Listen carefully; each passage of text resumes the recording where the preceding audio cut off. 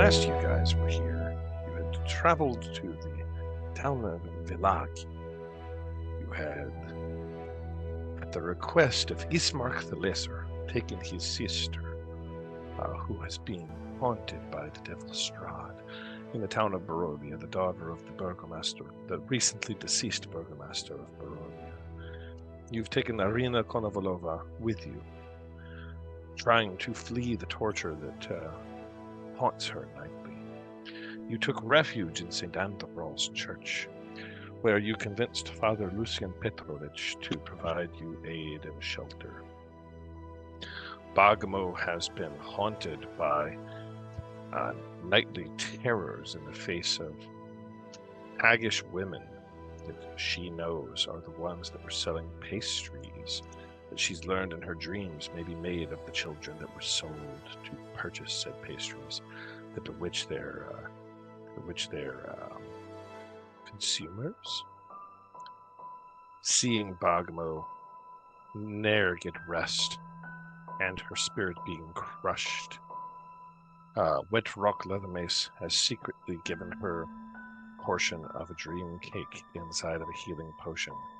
While Bergamo falls into a deep, peaceful, restful sleep for the first time and feels some restoration of her spirit. The remaining people, let me get on roll 20 here. One Urgoth, one Whitrock, and one traveling insurance salesman. All band together and have made it through the night. They find Bergamo not conscious as the morning, as she fell down after being bewitched or poisoned by something that Wedrock had just given her, blaming Lucian Petrovich. The father, to catch you up and remind you on several things, the father begged your aid. He told you that the sacred bones that protect the church have gone missing, and that he suspects that the altar boy Yeska has told Milosh, the gravedigger child, or the gravedigger boy, that may be responsible, but he fears to confront him. The burgomaster of town, you had learned, is forcing everyone to participate in festivals of happiness because he believes that this is what keeps the devil at bay from the town of Villaki. But all is not so well, as Wetrock spoke with Wilhelmina Rikolova, and she told you that her son Udo had been imprisoned for speaking out against the burgomaster, and that she prayed that her son would be set free. All will be well is strewn across the town, as you saw wolves' heads attached to pikes being taken down, and an effigy being placed in the center of town in the shape of a flaming sun made out of wicker that you've learned the burgomaster intends to light a fire as a bonfire and a giant celebration. The town feels distinctly less safe than it would seem. That's where we find you all now, inside of the church, St. Andrew's. I have an idea. And I'm going to bring you there now. One moment. Excuse me, as soon as I find St. Andrew's. St. Andrew's, where are you? There you are. And I'll set the audio escape for you.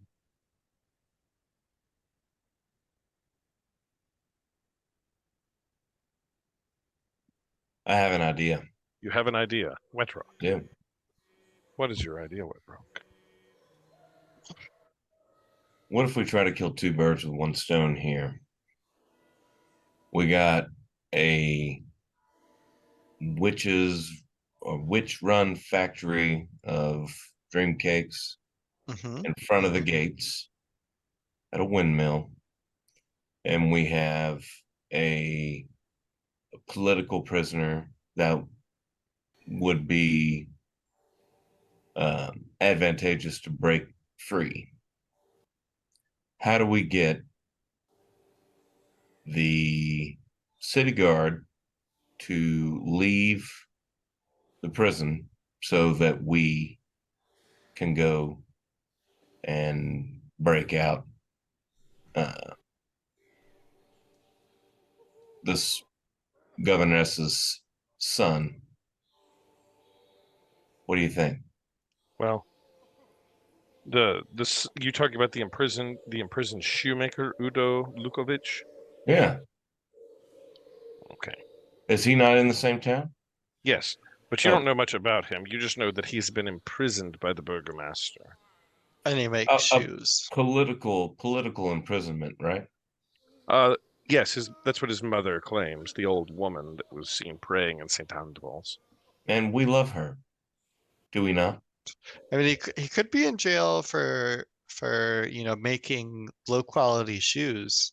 I don't You think we know, can win a head up fight with the witches. I think we need reinforcements, and we're not going to be able to get them unless they don't think that we're asking for them.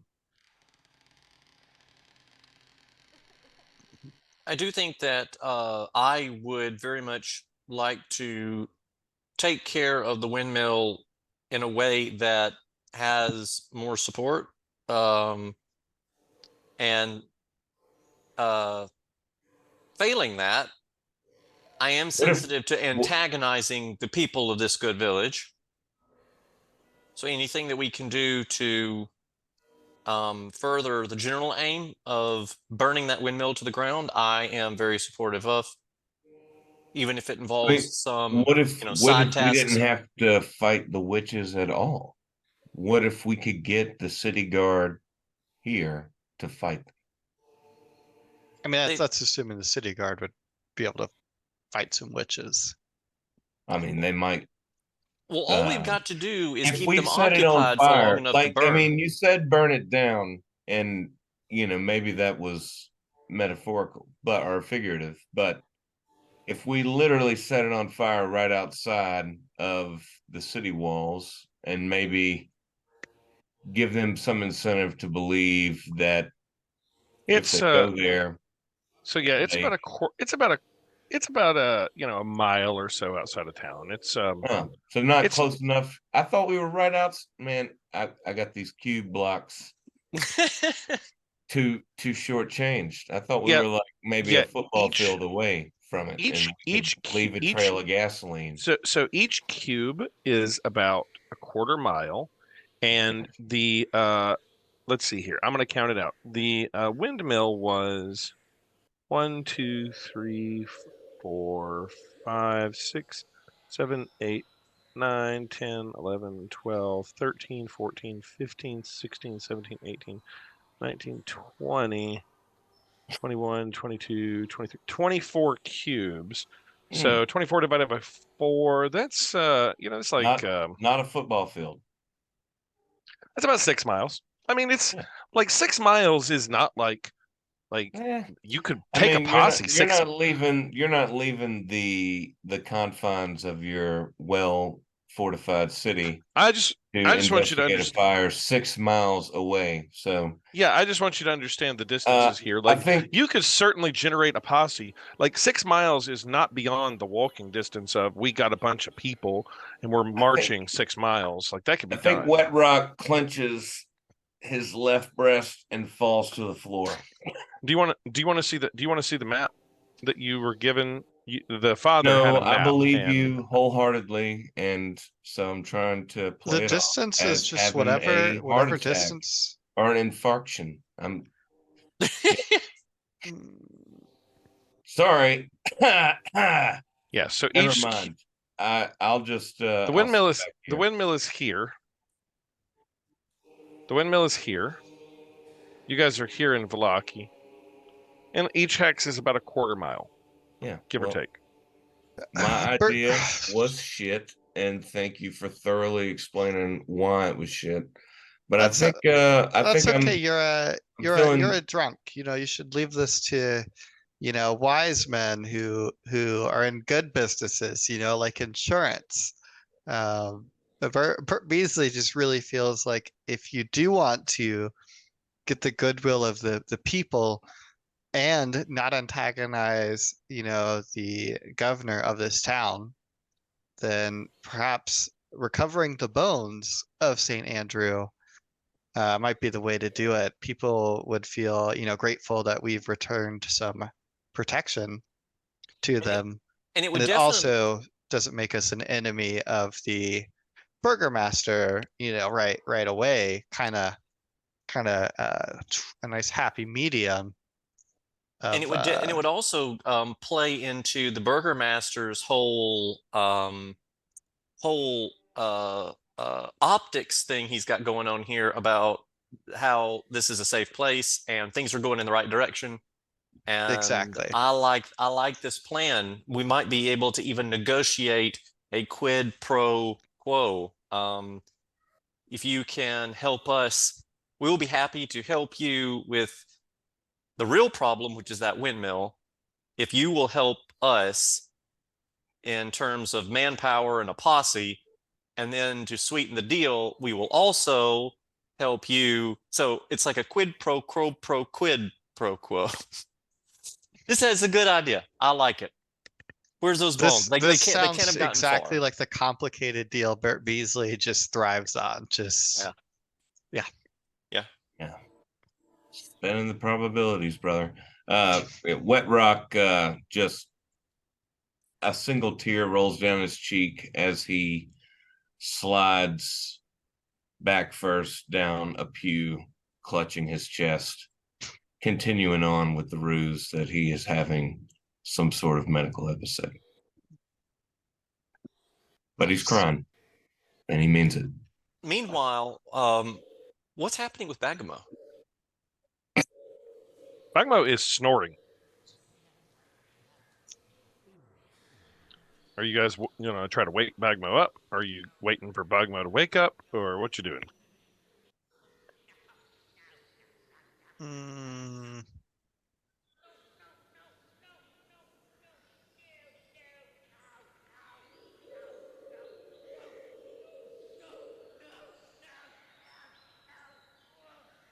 What I time think is it? Is it the morning? I think it's the morning because It's morning. we just slept and then woke up and then Yeah. We they just got went through drugged. a single watch of what, 4 hours? I think it You was had 8. an 8 hour. You had an 8 hour long rest. Oh, All of you yeah. have gotten a long rest except Bagamo. I try to wake Bagamo up. Say rising sun. How? Okay. Wakey How wakey, so? eggs and bakey. You just coming over and sort of shaking her shoulder? I think so. Oh yeah. So light shaking and that sort of stuff doesn't seem to do much. She continues peacefully dreaming.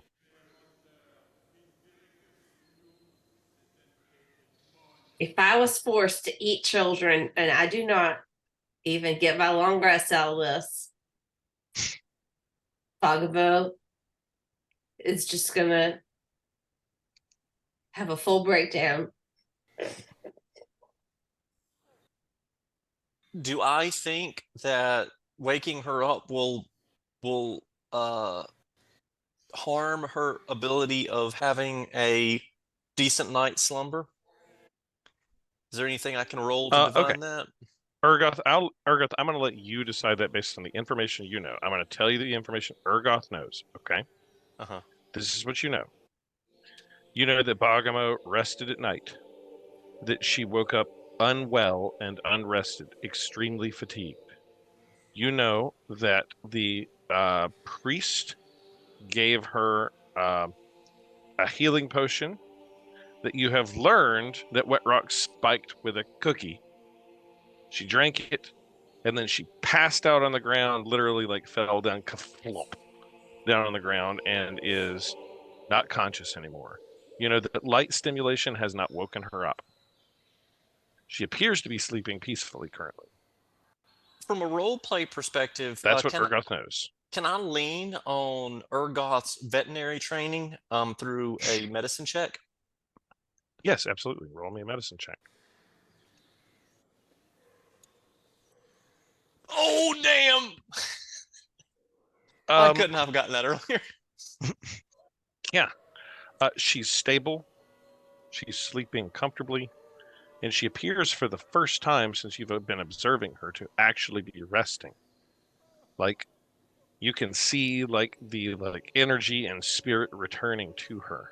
And it gives you some pause, Urgoth, to break that peaceful slumber that you see before you.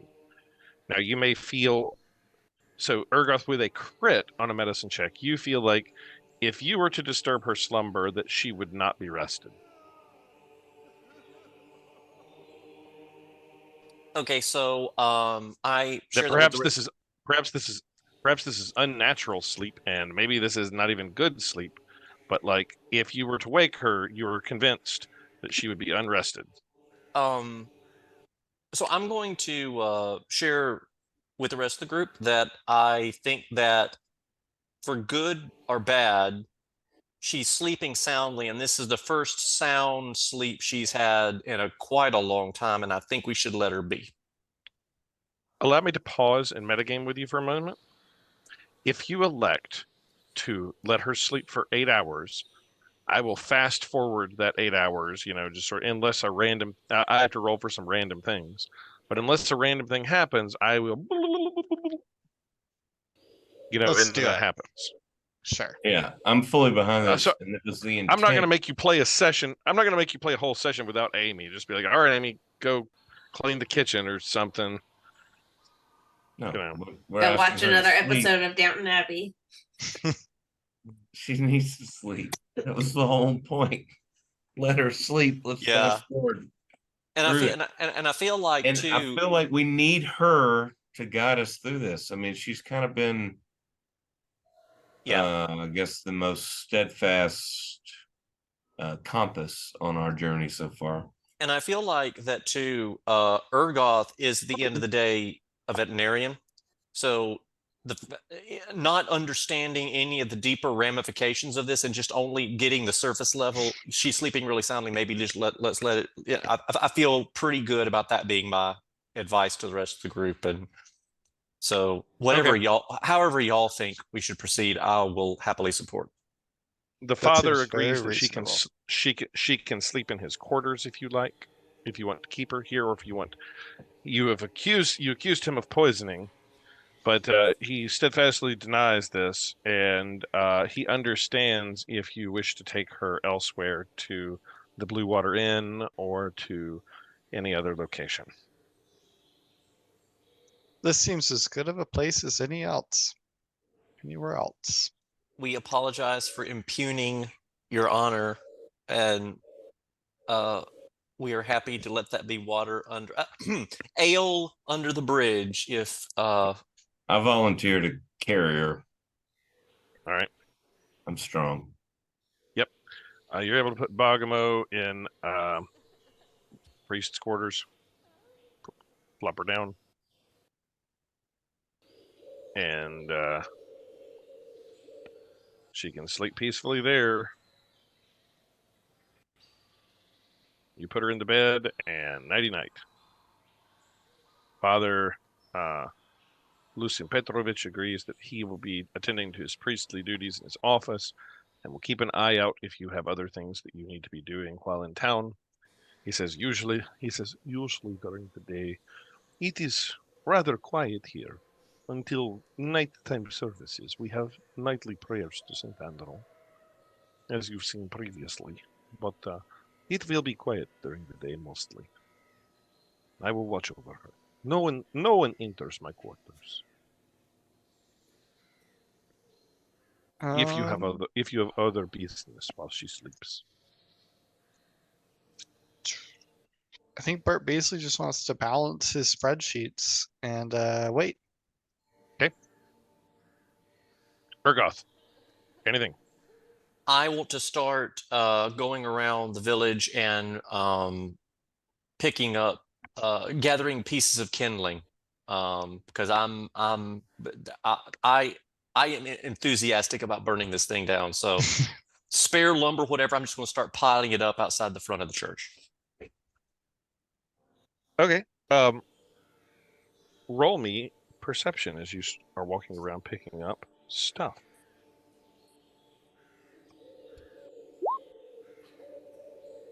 Just hot rolls there. Hot dog. Damn. Okay, Ergoth. You're a veterinarian.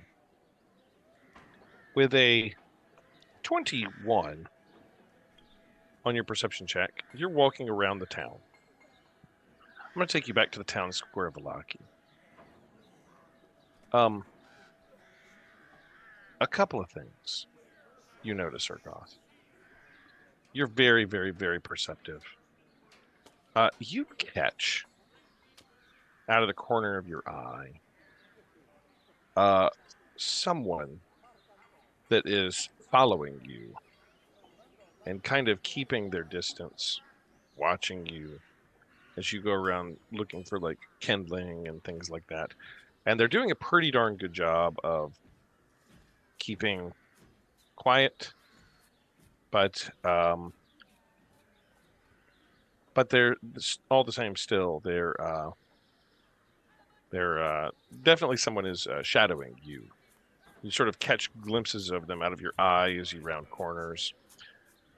With a 21, another thing that catches your eye is you pass by multiple buildings. You pass by the burgomaster's mansion and the town square. And in the town square, there are several people in stocks that are like left out there. And most of them aren't saying anything or even conscious looking. They just sort of are lying there with their head and arms in shackles, made an example out of, it seems. There are signs posted around that say all is well, and the people appear very dour and not well. But the one thing that catches your eye the most as a veterinarian is you see ravens. And it's strange to you because it's more than you would expect as a vet.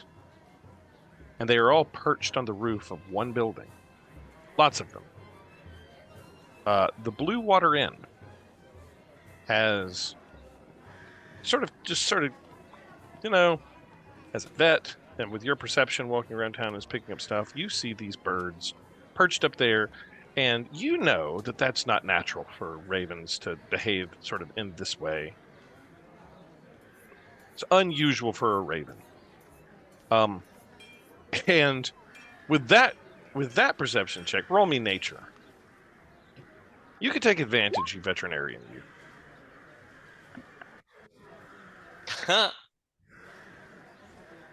Yes, that's not on there. We're not committing copyright flaw.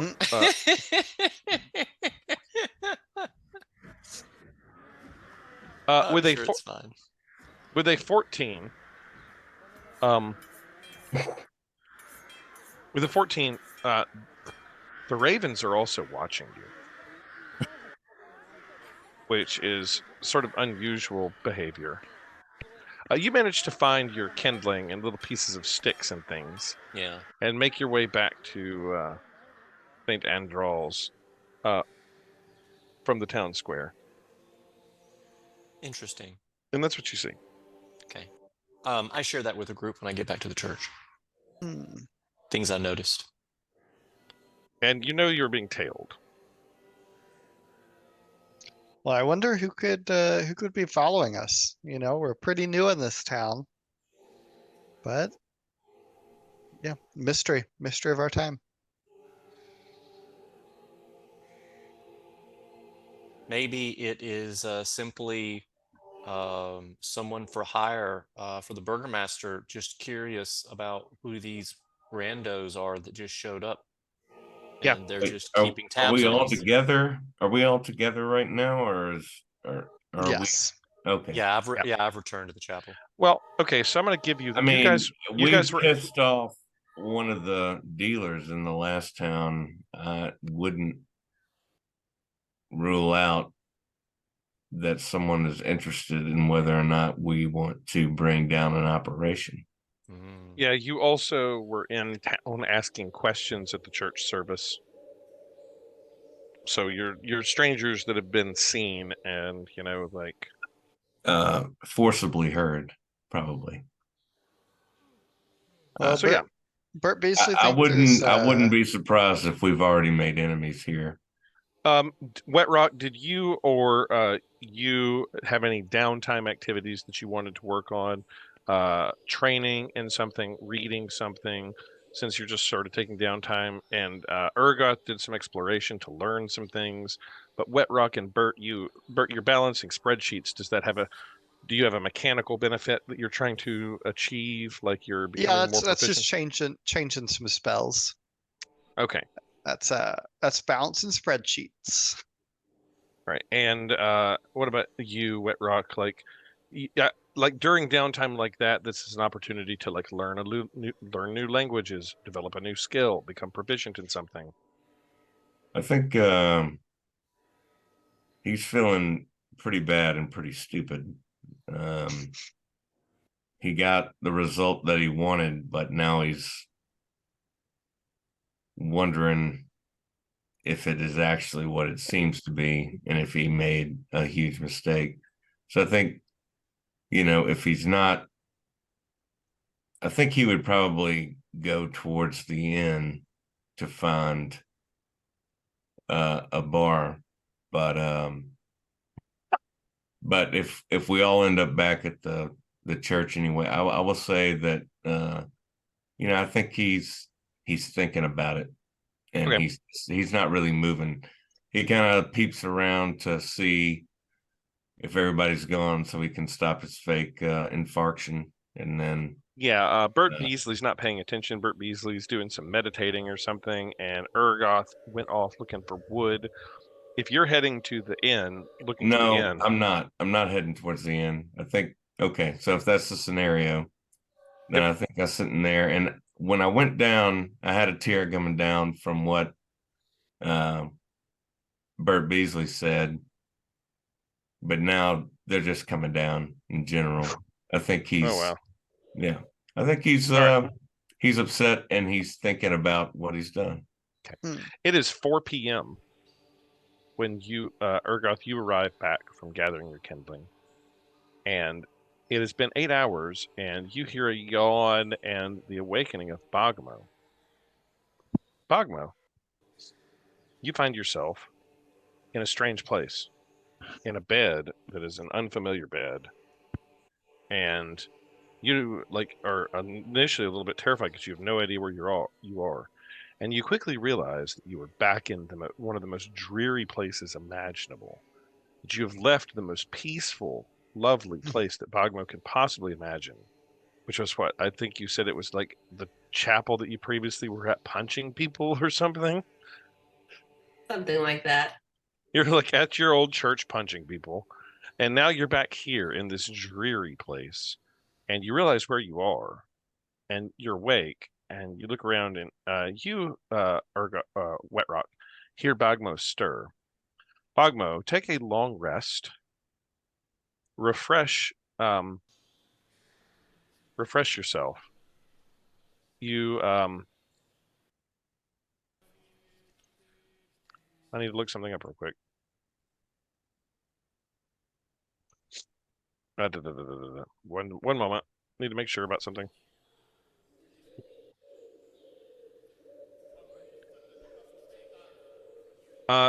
Bogmo, you have maximum health, but you do not regain your hit points.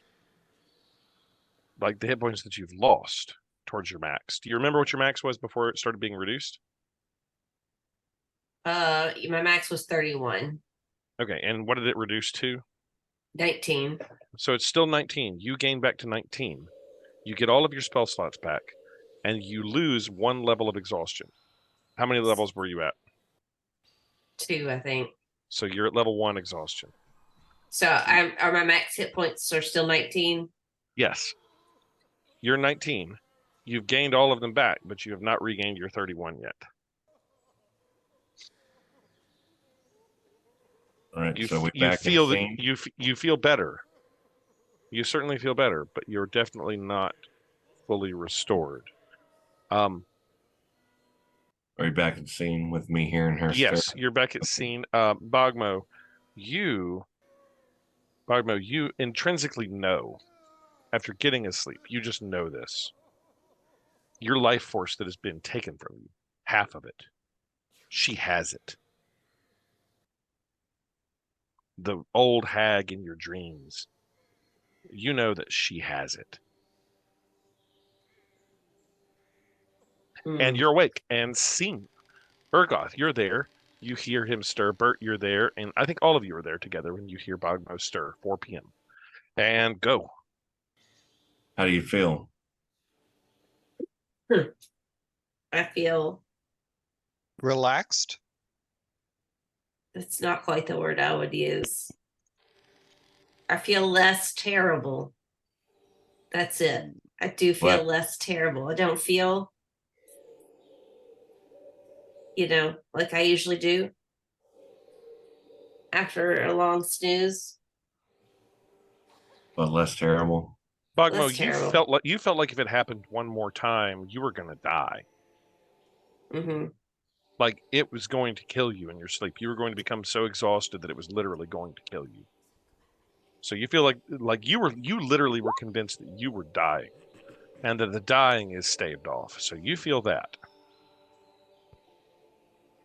Do I? What did you see? Did you see anything? Did you have dreams? Oh, I remembered a faith and fitness class I used to do. Yeah. My pals, some praying, some sit-ups, some planks, some singing, all my favorite things. Singing while planking. Really works your core. It does. It's how I built this house. So you had dreams about good times then? Yes, it was strange. I haven't had any good dreams since I got here. Wow. That is a blessing. I'm so Do glad. I know what was done to me? Bogmo, make an insight check.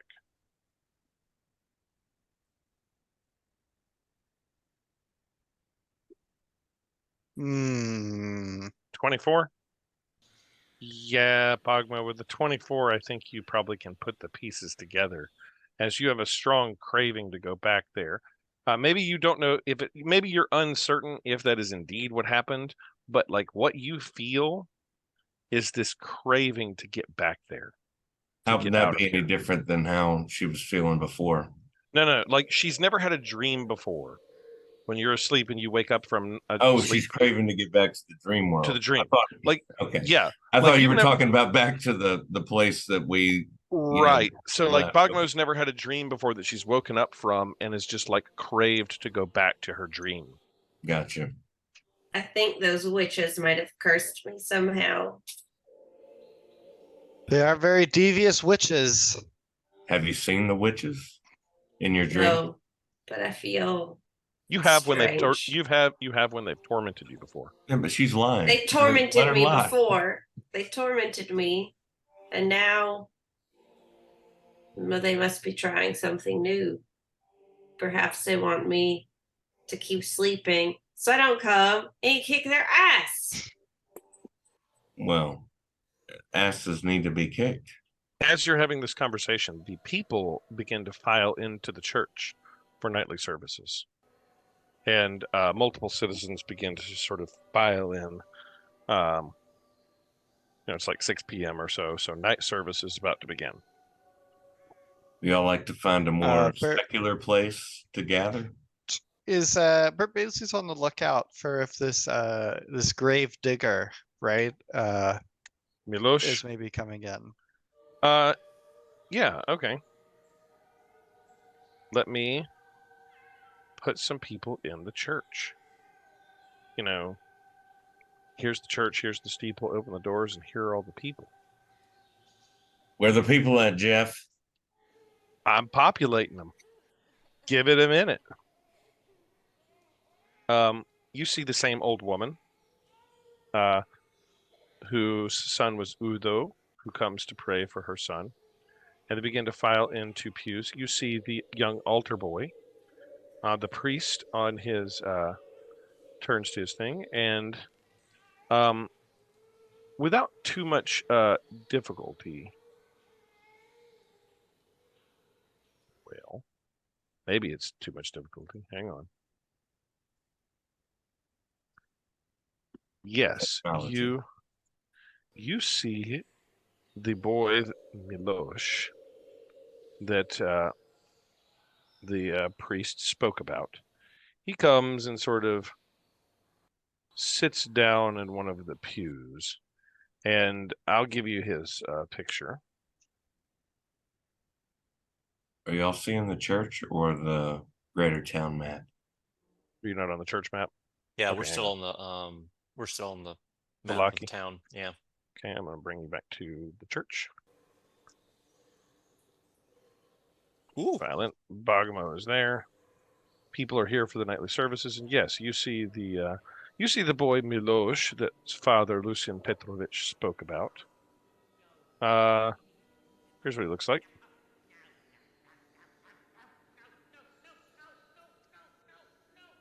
I don't know who that is saying no, no, no, no, no. Wait, you don't? No, not a clue. Is this like a torture background? No, Seriously, especially what is going on? What is no. the beat of the story that we are missing? Oh, you're in a terrible Jeff is mile. one scene ahead. Listen, this is St. Andrew's Church, and the thing that is selected is church noises. So apparently that's church noises in this part of the country. Maybe Authentic. somebody spilled the incense or something. More Well, like altar never know. boy sounds. That's what I was thinking, unfortunately. Yeah. You haven't investigated that, so you don't know. I don't want to know. Milos. Bert, Milosh is not the altar boy. Milosh is the gravedigger. Okay, God. He's the young man gravedigger that the priest suspects. I didn't know if he pulled double duty or whatever. No, the altar boy is Yeska. Bert Beasley would like to approach the gravedigger guy. This Okay. guy. You can approach him. He'd like to see just kind of size him up with a quick perception check and see what he can tell about this fellow. All right, roll me perception.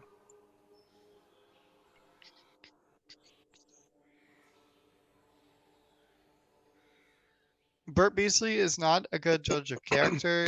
He's normally would be evaluating people based on their, forms that they filled out rather than, he himself. He sort of is standing. He's not. I would say he's not in the pew. He's sort of standing in the back of the church. He apparently just got through digging a grave not long ago earlier today. He appears. This is just what you get with a 5. Okay. Not a 4. 5. Not great. This is your perception. He appears stronger than like an average person. He's kind of muscled a bit. He has sort of a flat expression on his face, and he is carrying with him what looks like a shovel that has fresh dirt on it that he sort of leans against as he leans against the back wall, watching the father and watching the services. Bert Beasley is going to approach and say, "Hello, grave digger. It seems you've been very busy in this town lately." Alas, unfortunately, grave What- digging is a necessary thing. How did you become a grave digger? Is there like a job fair, or was it like hereditary? I help the father. He Oh. provides me with food and money that my family much needs. It is job. How long have you been working for this father here? I work for St. Andrews, but 3 years. Does it pay well, this job? Is It it is- enough for a man to raise a family on? No, it is certainly not enough. I need money for my younger sisters and brothers. They need money for food. but it brings in some. Don't we all? And he Don't sort we? of like wipes the sweat off of his brow a little bit and says, "It is honest work."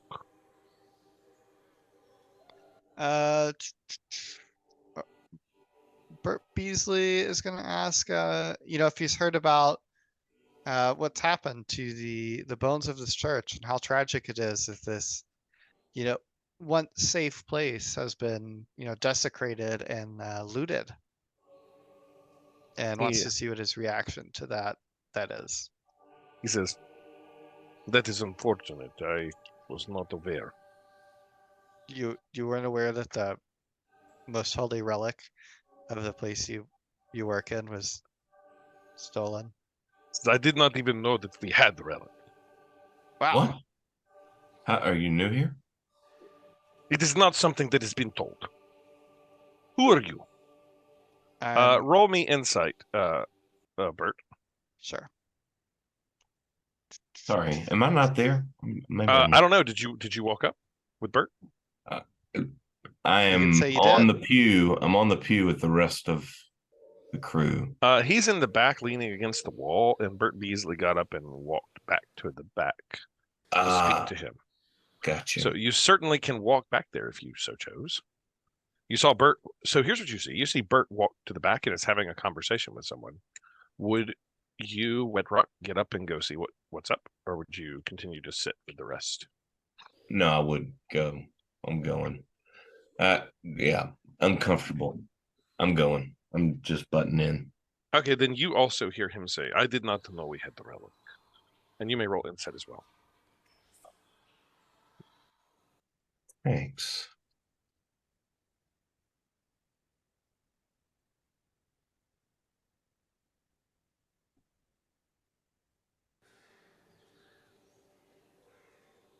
Is it? Yeah, it's just a regular throw. Insight check.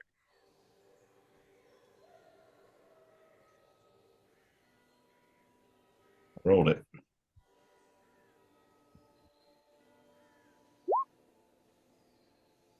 Almost twice as good. It's just going to depend on what Milos rolls. Okay. He rolls a 10, which is bad. So Wetrock, Wetrock, he's not telling the full truth. He's lying. Bert, you buy it. He doesn't. He's like, "I did not know we had the relic. It is not something the father tells or has You told." enjoy working here? He says it pays money. Money needed. Yeah. I don't enjoy digging graves, but money is money. You don't enjoy the what? Digging graves. I do not enjoy digging graves, but money is money. Of course, but it's a necessary service, and I respect you for doing it. It must be done. You prefer not to bury the dead. Oh, honest work. Honest work. Do yeah, you you know he's lying, White Rock. Yeah, I know. Okay. Do you always do honest work? I do not know what you mean. Well, if you think about it and want to talk about it, I'll be outside after service. Are you trying to make like a intimidation kind of thing? Well, Sounds I like guess more I'm of just kind of proffering. Yeah, an offer of maybe seedy work is what it sounds like. Yeah. Okay. Yeah, okay. So you're trying to sort of like he looks at you and says, "Okay, what is it you have in mind? We will talk." All right, I'll be outside. Okay. Anybody got anything they wanted else to do in the service? Okay. Service comes to an end. It's now like 8 o'clock at night, and the people are all sort of filing out of the church. Let me file them out. Everybody, it's not you guys, and Irina, and as you sort of head out there, Milos is standing outside with his shovel and says, you have job?" Well, I was just thinking, we haven't been here that long, and we seem to have already made some enemies. I wouldn't know anything about this. Well, do you know of people in the city looking for work that do follow jobs? I would not know anything about this. Would you know them if you saw them? I know many people, perhaps. All right. Well, my friend Bert, one of the members of our Ergoth. party, was followed. Oh, Ergoth, yeah, was followed earlier today. I'd like to find out who's following us, and if you see some familiar faces around when we're around while you're doing your work. If you tell me, I'd pay. I will keep eye out. I do not know much about this, but I can sort. But money is needed. My brothers and sisters, they just to feed them. It is not easy. So Have you always done honest work, grave digging, etc.? I work hard. I bring home money. But you're not Yes. a stranger to doing something. I do not know what you are implying. Do you know how to work quiet? I can. I am no thief. Are you Do you implying have this? eyes? Of course. They see good? Yes. All right, use them and you'll make some money. I will do so. Bert Beasley wants to ask where he lives with his brother and sister, because Gork and Sons has always been a big a philanthropist, especially to needy children. Says, we live here in Valaki, in a small house. In a small house in Valaki. Okay, that's cool. Cool. Bert, in fact, everybody can roll me insight on him. If you're all there, is it just Bert there, or is Urgot there and Bagmo there? I am sticking close to Bogamo because I feel a little bit attached to Bogamo since So Bagmo, would there's you some be out medical there? stuff going on, so I'm keeping an eye on Bogamo. Okay. So it depends on where Bogamo is. Well, it seems like Bagamo's there at this I'm scene. just kind of, Oh, yep, there's so standing around pondering nearby. Bagmo and Urgoth, as Milosh is having this conversation with Wetrock, who's telling him, how to work quiet. He sort of is darting his eyes around like nervously, like he says, "I would not know what you're talking about," but he's acting sort of a little nervous. Cagey. Yeah, cagey. He's like you guys are. I don't know. Maybe it's just you guys are strangers in town. He doesn't really know who you are. You come up to him. You're like, "Hey, we got some." He told us a lot about his life. I don't know. He grave digs to feed his brothers and sisters. Mm-hmm. Well, I mean, either he's honest or he isn't. I think. Well, you know he's being cagey. Yeah, I think we could find out. Bert Beasley just plans to follow him home later and see what there is to see. Okay. And you were not. Yeah, it was Urgoth that was followed to Genosi. So let's just make sure that he recognizes who the person is that we saw being followed. Okay. Or that came back and told us that he was followed. Okay. Well, it's nighttime now. It's like 8 o'clock. So Milosh sort of looks at you and he says, "I bid you good night. There are 2 funerals tomorrow, and I must be up early to dig grave." The unfortunate. Farewell. He looks over and he says, "They died in the burgomaster's stocks." And then he sort of looks at you and he says, "All is well." I tell him I'll be seeing him. He nods and takes his shovel and tosses it over his shoulder, and a little bit of the dirt falls off, and he proceeds to walk out into the streets. Mm. I don't know if we can trust him, but I'm not opposed to paying for some friends at this point. We know what we need to do, and we know what we want to do. And if we're going to do either one of them, we're going to need someone other than us. So I like your idea of doing business with these people, because we're moving into these villages and they've been here for a long time in this very dark place, with danger around every corner, and the Baron lurking in the shadows over everything, and witches, and we're finding out a lot of these horrors, but these people have lived with them for a long time, and we just come sort of prancing through here. I wouldn't trust us either. So Right. I think that I like your idea of giving them some reason to sort of take us seriously beyond just trust, because I don't trust any of these people, and I don't blame them for not trusting us. Exactly. I think So that's all reasonable. we need to buy a little equity. Yeah. And, Okay. if we end up paying him for nothing, hopefully we can,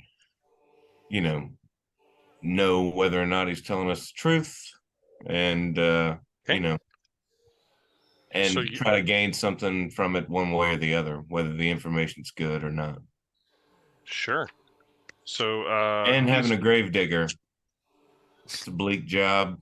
If we need someone to give us something about, some dirt, then that's a good guy to know. okay.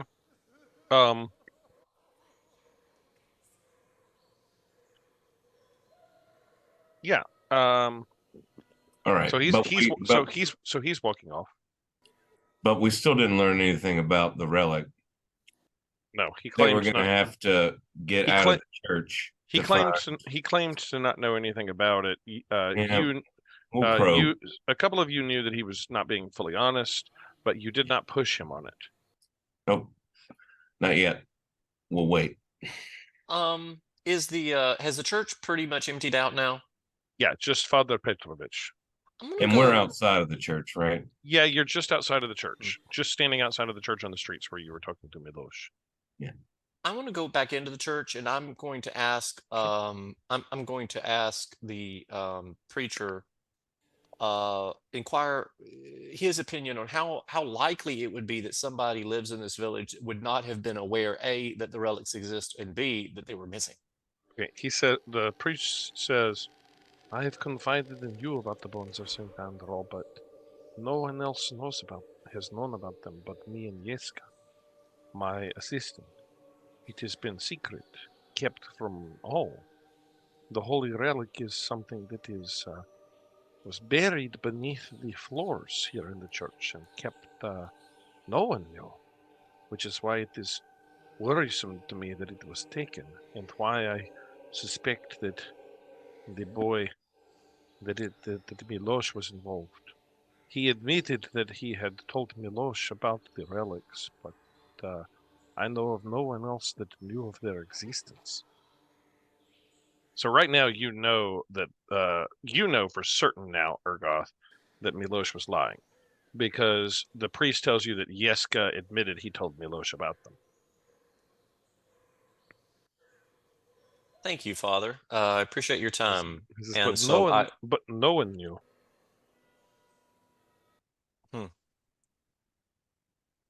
Where can we find Yeska?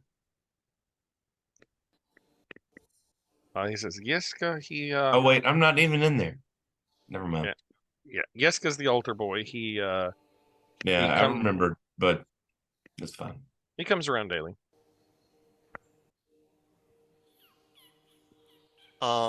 I go back outside the church where the rest of the party is sort of gathered, talking about, and I sort of report back to them saying, hey, So I just had a quick chat with the priest, and then I told him what he said. I knew he was lying, but that makes me even happier that we got him doing something for us for an expected payday. Yeah, We need to watch this guy. maybe. And I think maybe that's the moment where I sort of share, if I was him, I don't know that I would trust us either. And I'm not sure that I blame him for, playing his cards close to the chest about what he knows and doesn't know. And it was sort of cool about everything we were asking about. Well, you said that Yeska was the one that confided in him. That's what the Did we priest. see where he went after the service? You did not. You were not paying attention to him specifically. Mm. Bert So Beasley is you going had to. you had an eye on Milosh, but you were not looking. No one told me they were watching Yeska. But we know where Milosh is. Bert Beasley wants to follow Milosh is walking away. home Okay. stealthily. All right. Roll. Is anybody going with Bert Beasley following Milosh as he starts walking? As he's walking now, probably a couple hundred yards ahead of you through the city. So this is outside of character, but I kind of feel like this would be something, if it's going to work, where Bert goes kind of on his own stealthily. Maybe we don't even notice that he left. That's fine. That's my thought. Bert is super unstealthy, so you might have. So he might have been trying to sneak away, but then fell in the tripped over his own feet. All right, Bert, roll me that stealth check.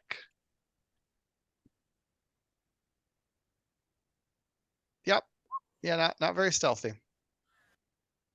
Bert, are you okay? Bert just walks off through the town. Just clank, clank, clank, clank, clank, clank. Are you wearing armor or anything? Oh yeah, that's why I have disadvantage. Cat shoes. Yeah, you just are clanking through the city streets. It's actually his abacus that he uses. He's just got it strapped to his back. It's just after about like 2 minutes of walking, you've sort of caught up to within like 20 yards of, or maybe you would say 20, 30 yards of Milosh. He looks back over his shoulder directly at you, Bert. And then he just looks back forward and continues walking and eventually walks over to a house. Are you continuing to follow him at this point? Yes, but Bert Beasley is as he's walking. Or are you feigning that you're going a different direction or something? No, he starts looking around at all the houses, kind of like inspecting them as if he were doing okay. a home insurance inspections. inspection. You're doing at home. Roll me deception because you're still keeping an eye on what he's doing. Oh, performance would do it's too. +2 either way, so not great.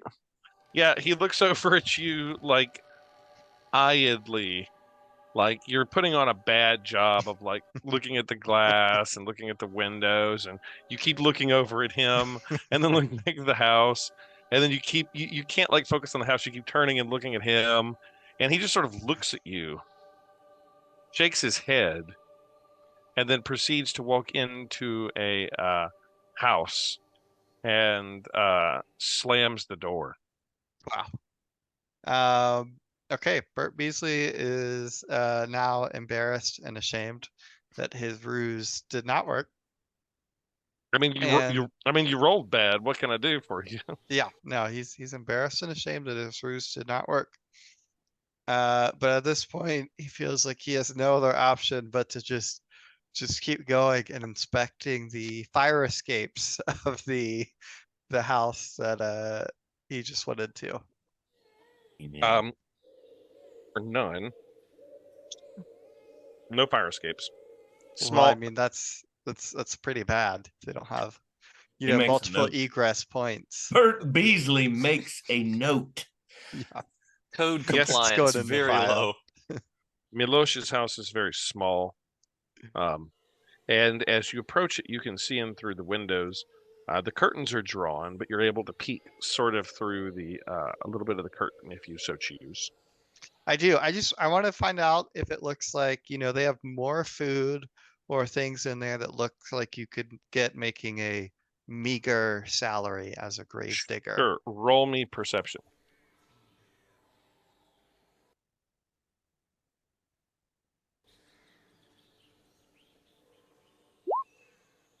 A little bit. Yeah. There's food on the table. Okay, but is it like nicer food than maybe No. you think? No. No, not like somebody's made like a gajillion dollars here or something, but like maybe. But maybe. Okay. Okay.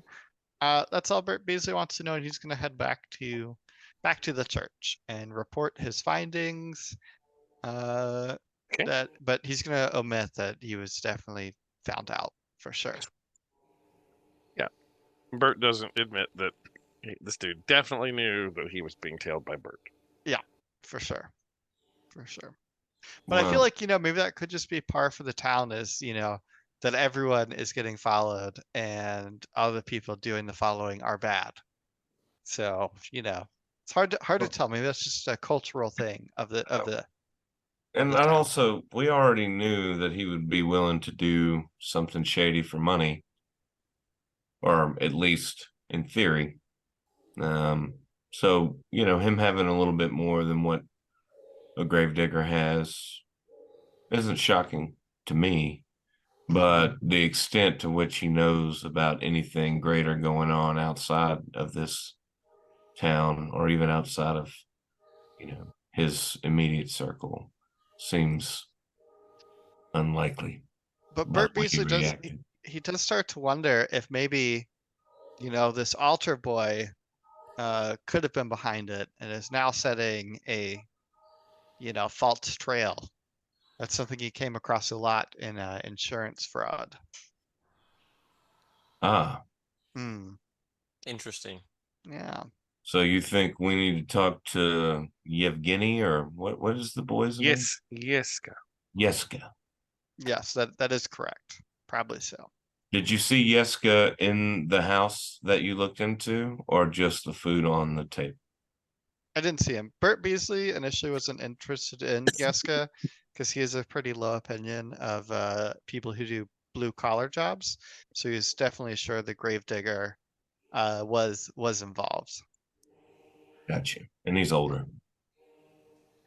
Well, at least Milosha's maybe like 19, 20, and Yeska is maybe like 10. yeah. I don't know. Have you seen any dream junkies No. when you were walking around? I don't think they're in this town. I mean, we haven't come across them anyway. Isn't that interesting? Well, it's all those happy festivals, People all need to turn to drugs when they have a sense of community. That's an interesting observation too, because like everybody's looking dour and sort of sullen, but like if they were high on those biscuits, I feel like these are utterly unmedicated people. Yeah, which is what we've seen in almost every town that we've encountered along our journey here. At least a Now, few people. Now, Valaki did have the gates that you had to get through to enter Valaki. True. And we Barovia, haven't observed the nightlife yet. Barovia was Mostly not hung out in the church. So yep. maybe we spend some time at the local tavern and see what kind of clientele they have. But if we want to recruit for an assault on the windmill, then we got to be smart. Agreed. It might not be a bad idea to check out a tavern and get a bite to eat. I'm famished. Yeah, and see what some other people look like here while we round up the night. I'd also love to taste the local spirits. See what we're working against. Sure. Bagmo, how are you feeling? I've been better. Trying to think of some strategies how we're gonna kill these witches. Maybe we can round up some drunken hooligans who want to go fling themselves into battle. Oh, that's actually not a bad idea. It's not a terrible one. How do some we people rile were- up a bar full of drunk hooligans? Yeah, that would be one way to storm the windmill. If we all die out there, though, we need to make sure that we have someone. This sounds terrible. And if it wasn't so dire, I wouldn't even suggest it. But we need to have someone that these people care about with us when we storm it, so that if things turn south, there's at least an opportunity or a chance, hope for reinforcements. I think that's fair. But I also want to burn it down. And perhaps, well, I don't know if the stores are open, but We need fire implements. I need to maybe we can find some way to make a rocket. My uncle used to make rockets. What's a rocket? Well, it's just basically a bomb on a stick that has a delayed fuse and a propulsion upon lighting. So we can, so I it can remember be a distance weapon with an explosive ending. I remember these when I was very young. The village where I grew up had a volcano, and burning pieces of lava would shoot out the top and go arcing across the sky. So those were rockets. Yeah, I've only ever heard the term. I haven't seen them in action, but my grandpa or my uncle used to make them. Wow, you can make them. And if wow.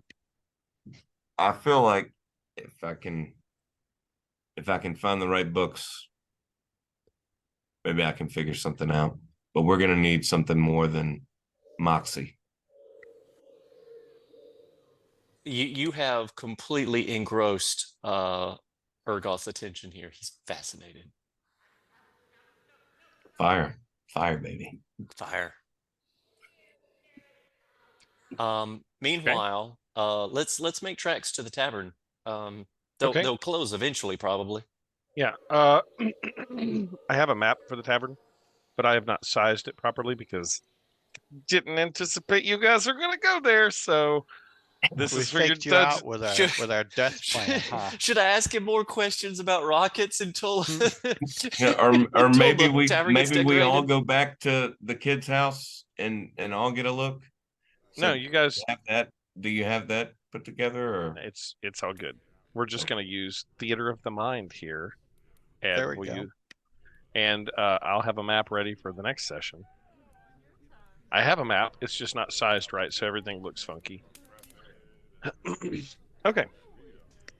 As you walk down the streets of the town of Valaki looking for an inn, you come across the same building that you saw before, Urgoth, that struck you as strange, with the ravens that were behaving somewhat abnormally. And again, you see the ravens perched on the roof of this building. And you notice them, Urgoth. Maybe, I don't know if you say anything or not, but they are definitely, ravens are definitely watching you. As we pass just right quick. Okay. One moment. Let me set the scene here. Okay. Gray smoke is issuing from the chimney of this large 2-story wooden building with a stone foundation and a sagging tile roof, upon which several ravens have perched. A wooden sign hanging above the main entrance depicts a blue waterfall, and the sign says, Blue Water Inn. Now, proceed. As we sort of walk past and I notice these ravens, I sort of scoot close to Bert and I say, Bert, I may be misremembering, but were there ravens around when the Baron showed up? Oh, Bert Beasley says, for sure, ravens in this part of the world have always been a bad sign. When the Baron, what Baron? When he showed up in the middle of that field, Count Strahd. Count Strahd. I'm No. sorry, Count Strahd. No, there were not. Because my memory's not always the greatest, and so No. We have run into ravens before, for sure. Yeah. But maybe that was just at the bridge. okay. But yeah, they don't seem to be making any threat towards you, but definitely you're being eyed. I would let my parakeet out to see if it could make friends, but the parakeet is like, 4.5 inches tall, and ravens are huge, and so there's a very high likelihood that That's your call, man. if they weren't friends, the parakeet would get the lesser end of the situation. So I don't think I'm going to do that. What if you use the parakeet to maybe draw in an interested raven, and then you could use your animal handling skills to maybe intune something from that raven, or coax it to talk to your parakeet? Let me refresh my memory. I don't think I can talk to animals. So I think that's a good idea. But I think I'm just going to. Ooh, wait a minute. So quick game mechanics question here, Jeffrey. Yeah. One of the items that you tentatively let me keep, it was a custom item, the staff of bird calls. Yeah. Did I in fact get to keep it? Yeah. At the beginning of the game? Yeah. Okay. This is a staff that has a number of charges on it that will allow me to make the noise of specific birds. And I use it in my veterinary work. Mhm. And so I thought I had it ready to go here, but I don't have the sheet. Well, just role play it out. Are you making raven calls? Yeah, so that's what I'm going to do. I'm going to use my staff of bird calls and sort of tap it against the cobblestones of the street to activate it and see if they respond at all. Yeah. So you make this sign, and they look at you, and there's a little bit of like, that how a dog like tilts its head a little bit when it's sort of trying to understand something. They kind of do that. And roll me animal handling or insight, whichever you're better at. Let's see. I'm going to go with animal handling. Okay. The movements that the birds are making, Pergoth, is not bird movement. They're not moving like a bird would move. Okay, that's what I wanted to get out of the staff, is if they would react in a natural way, and they react they react in an unnatural way. And furthermore, with a 17 animal handling, Pergoth, you catch their bird eyes, and there is intelligence there. You are certain of it. Like, they are seeing and interpreting what you're trying to do, and there is an intelligence that is there. Okay. You don't get a sense of friend, foe, or what, right. But something. I, in a very, very low voice, sort of tell everybody, those aren't ravens. I don't know what they are, but they're intelligent, but they are not real ravens. So be on your guard. I'm not sure if they're good or bad, but whatever they are not what they look like. What are they watching? You. We are a little bit conspicuous. Well, that was one of our cards. You all well-armed travelers, they are watching you. In their defense, we're somewhat... Bogamo, I will refresh your memory as you have mentioned something. This card tells of history. The knowledge of the ancient will help you better understand your enemy. Blah, blah, blah. Her dark pupils shift from side to side as though reading through an unseen text. I see a nest of ravens. There you will find the prize. I do like prizes.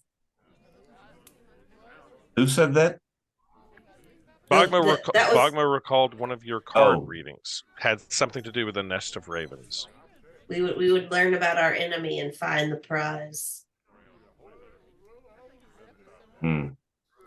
Well,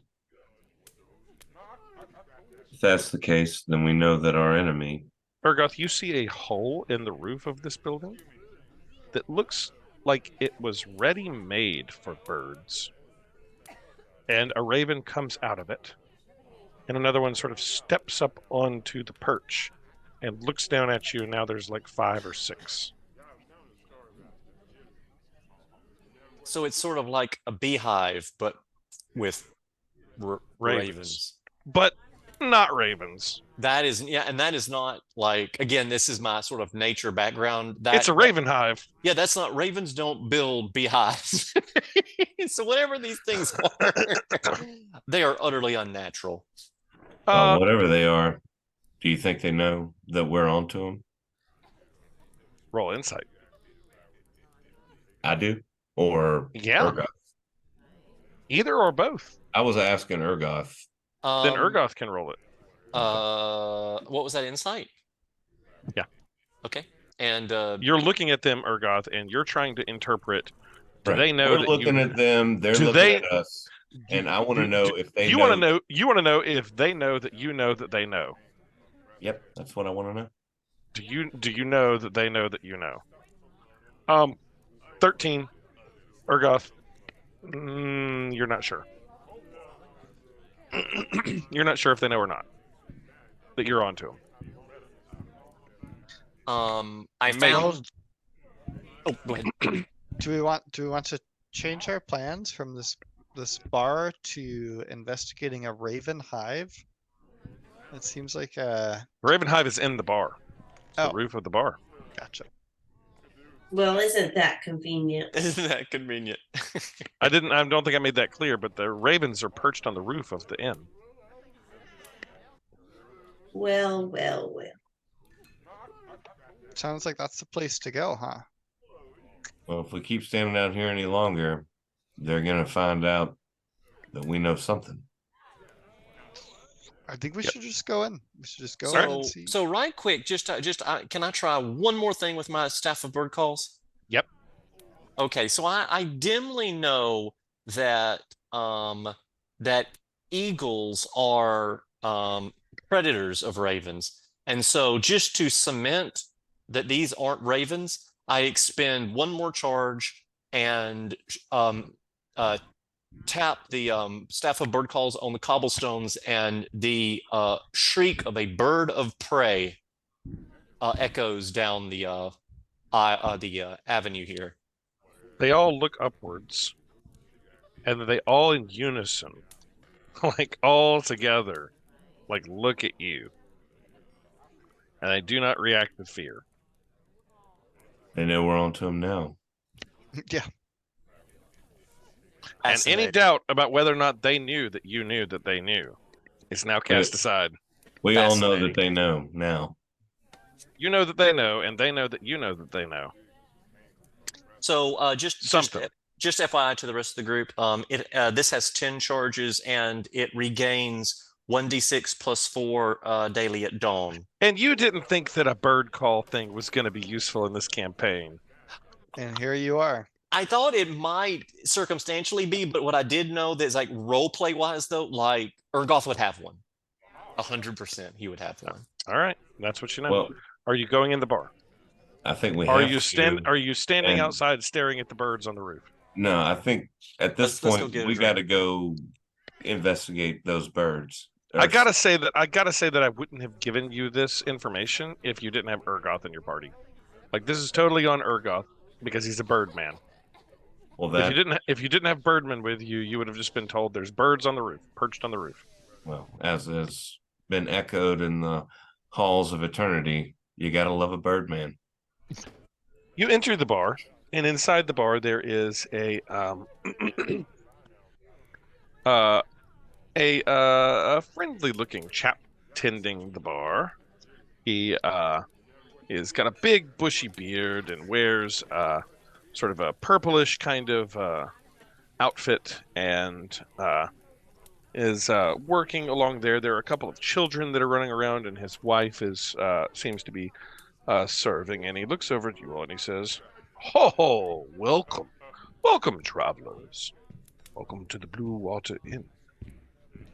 May I interest you in rooms, or perhaps some fresh hot beet soup? Or, as it is now, we have cooked wolf steak, a cup of wine for you." I'll have 2 bowls of the hot beet soup and the whiskey, whatever whiskey you've got behind the counter. We serve wine here. I offer pints of purple grape mash, number 3, for 3 copper, or a pint of superior red dragon crush for 1 silver piece. No whiskey. The wine is my family's mark. Well, then I need the red dragon, baby. He nods and says 1 silver piece, and it will be 2 electrum for the 2 bowls of soup. Well, flipping the money. Electrum is like 5 electrum is 1 gold, so 2/5 of a gold piece. I got it. Yeah. And he says he pours you a cup of red dragon crush for the silver piece. And you notice as he's tapping it, he has to tilt the barrel really far to get the red dragon crush to tap out. You give me the dregs? What kind of establishment is this? He looks hurt, and he says, "Ugh." In sort of a low voice, he says, "My supply of wine is nearly gone. My next shipment is overdue from the Wizard of Wine's winery." I say, don't worry about it. Give me those dregs. I love them. I snatch the glass back from him and take it down, chew on. It's delicious. Yum yum, and it is delicious. And I say, your family's been making this for how long? Generations. I can taste it. It's a wonderful. Our family label. It is produced at the Wizard of Wines, but it's our family label. Interesting. You just you got to a place where you needed more, so you outsourced the production. We have a stake in the Wizard. Do you do any wizarding? Do you do any wizarding yourself? It is the Wizard of Wines runs in our family. Let us say. So you're not you don't practice any magics, except with this wine, of course. But of course. Because I got to tell you, those birds on the roof were creeping me out on the way in. I figured they were yours, Magic Man. He looks forward and says, "Many ravens make their roost here. I do not participate in the dark magics, if that is your concern." Of course not. Just creepy. And then I tip a bowl and finish the first one. And I'm done. He smiles. What's everybody else doing? I'm gonna get an herbal tea if I can. Soup.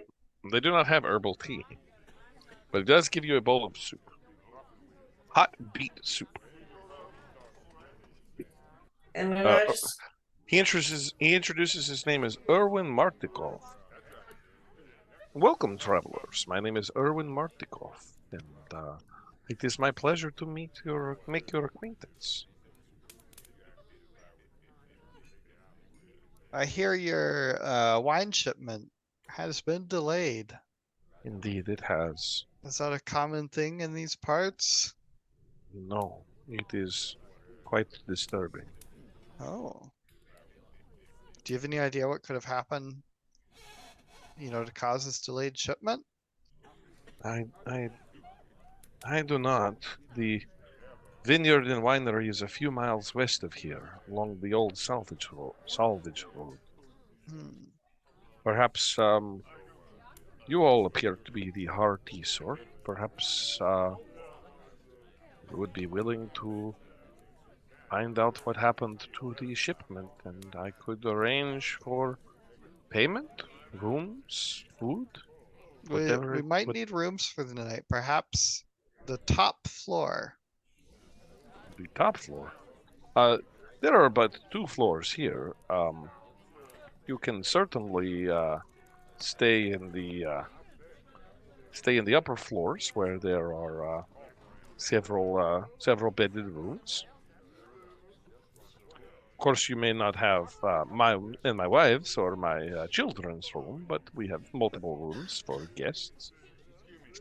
And if you have animals, they can stay in the stables. No animals here, but we definitely would like a room for sure. Very good. A room is 1 electrum. Burtby is just gonna pay him to get the key to the upstairs room, Okay. so that later we can go up there and not look weird while we investigate for a Raven hive. He says, you'll head upstairs. The stairs to head to the guest rooms are on the outside of the building. Go around the back. You'll find a set of steps that will head up to the guest hall, where you will find there are multiple beds.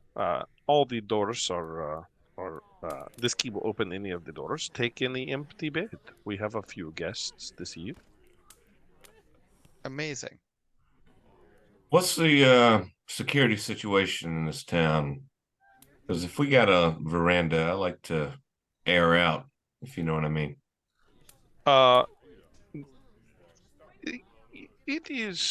We are relatively safe here from the troubles of the land. I mean, a little nudity is not going to get me locked in the stocks. I'm sorry? If I sit out on the patio naked and air out, is that going to get me locked in the stocks? I think that hang on. Urwin looks at you and he says, "Please do not do that." Where can I go? His butthole down the guy. You can air out your nudity in the stables or in your room. Stables are cool. Sure. Gotcha. The horses will not mind if you are naked. There may be a town drunk there. He may be naked as well. No stocks for me though, if I'm naked around horses. I mean, I would advise you to stay away from stay away from Izek Strazani, but Izek Strazani. Izek Strazani. Izek Strazani. Who are these guys? Izek is the burgomaster's man. He is his enforcer. So like a sheriff? More like a thug. So as long as you do not make trouble with Izek and you keep to yourself, I think that you sunning your derriere will, with what sun we have, which is nay much, I think we'll I'm from the hills. I need it. I need the breeze. There's definitely breeze, but no sun. The sun shines not in this part of the world. Ever? Wow. It is always cloudy here in Barovia. That's crazy. Has been. Well, thank you for your for your kindness and this delicious beet soup Yeah, the beet soup is and good. your counsel. He says, "Try the wolf steak I will. Do you have it for breakfast? if you like." I would We have- love. We have slain wolf. I would love a wolf steak in the morning. All right. I don't like to eat predators before I go to bed, though. What's everybody else doing? I want to look around, see if there's any Okay. tufts hanging around that might There be are, thirsty for adventure and gold. as you're looking around, there are two guys that look like look kind of thuggish, sitting in the corner of the tap room. Let me see if I've got a picture of either of them. Hang on.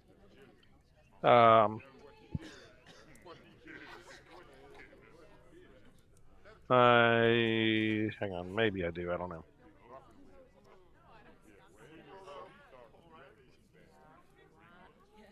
Come on, Bio and Bo. Give me a card to give her. Oh yeah, there's a couple of toughs sort of sitting in the corner.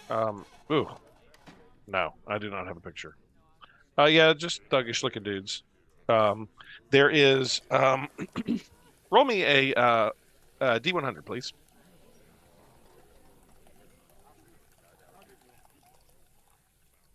This is a percentile roll. Okay.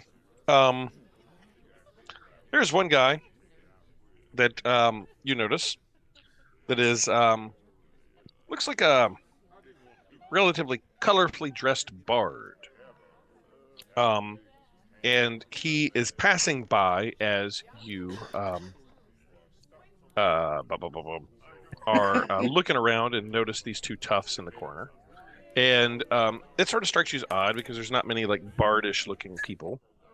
And he nods to the barkeep, to Urwin, and he heads out the door past you as if he's on some errand somewhere. Or is heading out the door, I guess. That lad looked in a hurry. He's not particularly in a hurry, but just like you asked what you were seeing as you're sort of looking around. And that's what you see is a colorfully dressed barded guy. And then everybody else just sort of looks like, you know, kind of townies. Here's what the bardy dude looks like. Actually, no, I can't show you this because it's got his name, so you don't know. I'm not going to tell you his name. Hey. Oh, that's rosy. Yep. Yeah. So we're about to wrap it up here in about 10 minutes or so. So, because it's almost 10 o'clock. So that's what you see. Couple of toughs dudes, and a bard that is passing by. You asked, so you wanted to look around and see kind of what was there, and everybody else looks sort of like denizens of the town that are just sort of like eating, and maybe a few people staying around. There are mostly Barovians. There's maybe like a couple of Vistani kind of people as well.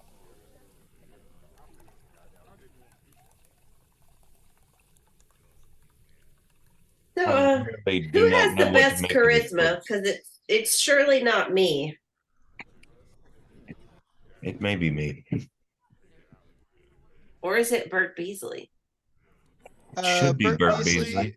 He's good at intimidating, and he is good at persuading. I am quite uncharismatic. As I'm a bit of a loner. Bert Beasley is pretty charismatic as long as it's related to I got a +4. Yeah. certain topics. Bert, I got a I'm sure +4. you've dealt with hiring and firing. Oh, Bert Beasley has hired and fired more than, anyone else at Gork and Sons. Cast your managerial eye on those two ruffians over there. Might they be useful in attacking the tower? Bert Beasley thinks they could be. They could be for sure. But now he's really interested in the ravens upstairs. But he would be willing to go and see these fellows. Okay. Maybe they can give us some more insight into the Ravens. If they're willing to, join our cause. Yeah, I'm just not sure what Beasley would be able to persuade them with. We Okay. don't really have a lot of money. Let me do one other thing. The only Sure. person who was talking to Irwin was Wet Rock, right? The barkeep. Yeah, Irwin, the barkeep. You were the one talking to him, right? Yes, I was. And I guess Bagmo was as well. She ordered an herbal tea, and then oh yeah, that's right. So Bagmo and Wet Rock, both of you two roll me a perception check, please. Perception. Check.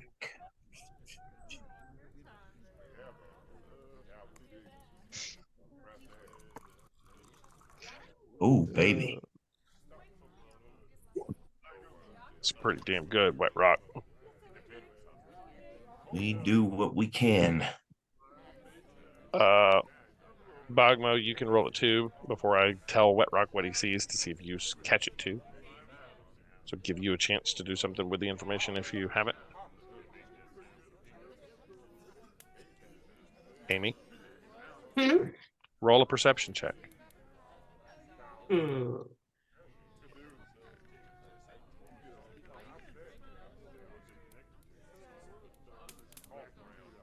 Nice.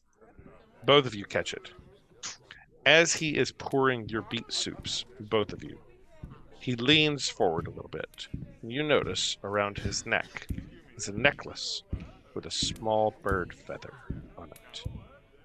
And it sort of slips out of his shirt just a little bit and quickly back in. And he smiles at you all and says, I'm glad that you enjoy this. I'm glad that you enjoy the soup. It's delicious. And you go over to approach the local toughs, or whoever these guys are that just look sort of like thuggish guys. They appear to be somewhat drunk as they're sort of imbibing, and they have sort of a nasty air about them, so to speak. Yeah, you guys are seeking some treasure that you think might be here, and maybe Irwin knows something about it. We will leave you here at this point as we wrap it up for the evening. I think we're hitting our groove. This is another fun session. Lots of things happen. I'm glad we got Amy back. We've learned a little about each other that we didn't know before. That's right. We did. Sorry. I will not be keen to bunk with Wet Rock if we have to share rooms. Well, I mean, the worst thing is that, tonight I'm trying to be respectful, which is why you're going to be wanting another pie. That pie craving's going to come in. Yep. We're going to be watching you like a hawk, though. Well, we'll see you through. It will be interesting to see what happens next. I can't wait. As now you have... I'm going to go over the side quests the quests that you have been offered. Okay? All right. Okay. Pulling out my notepad. Quest number 1. The windmill that is torturing Bagamo. Quest number 2. The bones of St. Andral have gone missing. Miloge is suspected of being involved. Quest number 3. Someone is following you through town. Who is that and why? Quest number 4. Irwin Martikov, the owner of the inn, has told you that the wine supply is drying up and has offered to support you in some way to give you something if you find out what's happened to the wine and return the wine service from his family's winery. He says that his family owns the Wizard of Wines, but the latest shipment hasn't come. Quest number next, I've lost count. You know that Number 5, you know that there is a prize that is something to do with history. Your card reading, you're recalled from your card reading, told the card of history. Knowledge of the ancient will help you better understand your enemy. She turned over the Master of Coins, the rogue, and she says, I see a nest of ravens. There you will find the prize. And you have come to suspect this might have something to do with it. Okay, those are the things you know. I would add quest number 6. The bones of St. Andral have left the chapel somewhat unprotected. Cool. All right. Okay. I've got them all written down. You also have safety for Irina. You brought Irina here. She is with you. I've kept her quiet because I'm letting you guys do the talking. But Irina is quietly sort of following along with you all. She's been with us this whole time? Yeah. Mhm. Yeah. I thought So we now she put her knows all bed. about your taint tanning as well. Yeah, well, Yeah. my airing out, thank you. I will You brought have Irina. to be referred to in a respectful way. You've brought Irina Konovalova here on the request of her stepbrother. I thought we were supposed. Oh, we're supposed to bring her to the Burgermeister. You were But- supposed to bring her to Vallaki. Okay. Burgomaster or no Burgomaster, Ismark just told you to bring her to Vallaki because he felt like maybe she would be safer in Vallaki. Well, I Vallaki don't all of a trust this sudden Burgermaster doesn't. anymore. All of a sudden, Vallaki seems not like a super safe place. Yep. Okay. We forgot about her. Yep, Irina. I'm reminding you because Irina is with you, and she is Irina. Irina basically has said she's in this. Something must be done to stop the devil, and she's in it with you. She's interested in whatever can be done to free the Barovian. The big quest is what can be done to free the Barovians from this terror that has befallen them. And your ultimate goal, the ultimate goal here is Irina's safety, your salvation. How do you get out of this hell? Because you guys basically got trapped here, like while doing a mission for the Duchess of Daggerford. So the quest is, how do you get out of here, and how do you free the Barovians from this hell that they are trapped in? Is the ultimate big quest. Those are the things you know. Those are the small quests that you have available to you at this time. You are in the Blue Water Inn in Vallaki, and we will see you next Tuesday for Return of Curse of Strahd. So excited. This has been really fun. I hope you guys had a good time. This has been Curse of Strahd is a lot more intrigue and plot and people than it is just smash. Which I love. The Well, character I work guess next is week the fun. we need to pick one of these side quests to cross off. I think we do too. Start figuring out what you're going to do. Can I offer one piece of advice outside of tell people what you want? You don't trust people, but like talk to some folks. If you play coy the entire time and don't ever like come out and like talk to people, you're gonna have a harder time figuring things out. Yeah. So you can't play coy the entire time. We'll see you guys next week. All right. Bye. Farewell. Bye. Thanks, Jeff. Good night.